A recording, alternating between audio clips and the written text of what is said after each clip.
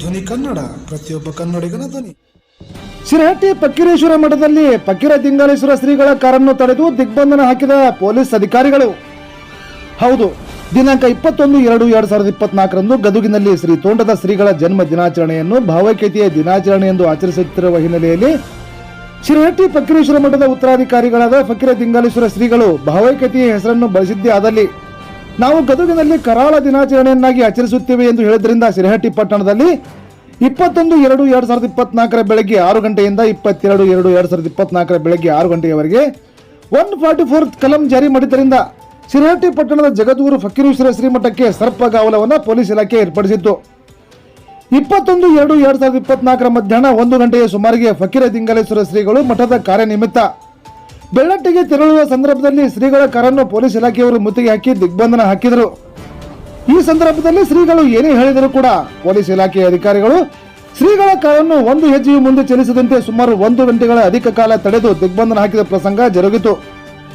ನಂತರ ಶಿರಹಟ್ಟಿ ಪೊಲೀಸ್ ಠಾಣೆಯ ಸಿಪಿಐ ನಾಗರಾಜ ಮರಳಿಯವರ ಮಾತುಕತೆಯ ನಂತರ ಶ್ರೀಗಳು ತಮ್ಮ ಪ್ರವಾಸವನ್ನು ರದ್ದುಗೊಳಿಸಿ ಮತ್ತೆ ತಮ್ಮ ಕಾರನ್ನು ಹಿಂದಕ್ಕೆ ಚಲಾಯಿಸಿಕೊಂಡು ವಾಪಸ್ಸಾದ ಪ್ರಸಂಗ ಜರುಗಿತು.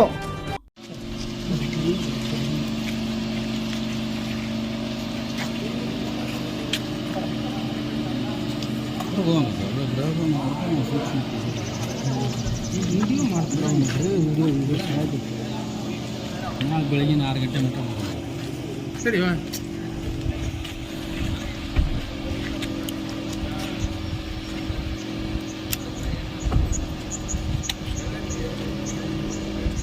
ನಿಮ್ದೊಂದು ಜೀಪ್ ಬರಲಿ ಇಲ್ಲಿ ಮಠ. ನನಗೆ ಅನಿಸ್ತಾ ಇದೆ ಪೊಲೀಸ್ ಇಲಾಖೆಯವರಿಗೆ ಬಹುಶಃ ಕೆಲಸ ಇಲ್ಲ ಅಂತ ಅನಿಸ್ತಾ ಇದೆ. ನಮ್ ಕೆಲಸ ತಾವು ಮಾಡ್ಬೇಕು, ನಮ್ ಕೆಲಸ ನಾವು ಮಾಡ್ಬೇಕು. ನಾವೇನಂತೀವಿ, ನಿಮ್ಗೆ ಸಂಶಯ ಐತಿ ಅಂದ್ರೆ ನಮ್ ಕೂಡ ಬೆಳ್ಳಟ್ಟಿಗೆ ಬರ್ರಿ, ಹೊಳ್ಳಿ ನಾವು ಕೆಲಸ ನೋಡ್ಕೊಂಡ್ ಬರ್ತೀವಿ. ಮತ್ತು ಇಲ್ಲಿಗೆ ಬರ್ರಿ, ನಾವು ಇಲ್ಲಿಗೆ ಬರ್ತೀವಿ. ಮರಳಿ ಬೆಳ್ಳಟ್ಟಿ ಒಳಗೆ ಹೋಗಿ ಕೆಲಸ ನೋಡ್ಕೊಂಡು ಮರಳಿ ಇಲ್ಲಿಗೆ ಬರ್ತೀವಿ ನಾವು. ಅವರು ನಮ್ ಕೂಡ ಬರ್ಲಿಲ್ಲ, ಪೊಲೀಸ್ ಇಲಾಖೆಯವರು ಬರ್ಲಿಲ್ಲ. ಒಂದ್ ಕಡೆ ಪೊಲೀಸ್ ಸಂಪೂರ್ಣವಾಗಿ ಸರ್ಪಗೋಲ್ ಹಾಕಿದ್ದಾರೆ. ಯಾವುದೇ ಭಕ್ತರು ಮಠಕ್ಕೆ ಒಳಗಡೆ ಬರ್ತಾ ಇಲ್ಲ. ಈ ಮಠಕ್ಕೆ ಹಾಕಿದಾರ್ರಿ, ಈ ಮಠಕ್ಕೆ ಹಾಕಿದ್ದಾರೆ. ಆ ಮಠದ ಪರವಾಗಿ ಕೆಲಸ ಮಾಡಕ್ ಇಷ್ಟಕೊಂಡ ಬಂದೋಬಸ್ತ್ ಮಾಡಿದ್ದಾರೆ. ನಮ್ ಕೆಲ್ಸಕ್ಕೆ ನಾವು ಹೋಗಿ ಅಂದ್ರು ಬಿಡಂಗಿಲ್ಲ ಅಂದ್ರೆ ಹೆಂಗ? ಇದೆಂತ ದೌರ್ಜನ್ಯ.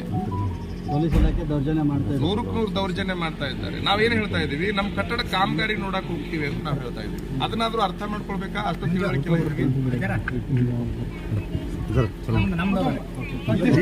ಶ್ರೀಗಳ ಮಾತಾಡಿದ